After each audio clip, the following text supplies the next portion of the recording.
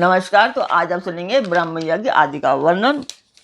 ओम ब्रह्मणे नमः, ओम इंद्राय नमः, ओम सूर्याय नमः, ओम सोमाय नमः, ओम प्रजापतये नमः, ओम आत्मने नमः, ओम अंतरात्मनाय नमः, ओम ज्ञानात्मने नमः, ओम परमात्मने नमः इत्यादि रूप से ब्रह्मा आदि शब्दों के आदि में ओम और अंत में नमः लगाकर उनके चतुर्थांत रूप का जप करें। इसके बाद 3 मुट्ठी सत्तू लेकर प्रणव के उच्चारण पूर्वक 3 बार खाएं और प्रणव से ही 2 बार आचमन करके नाभि का स्पर्श करें।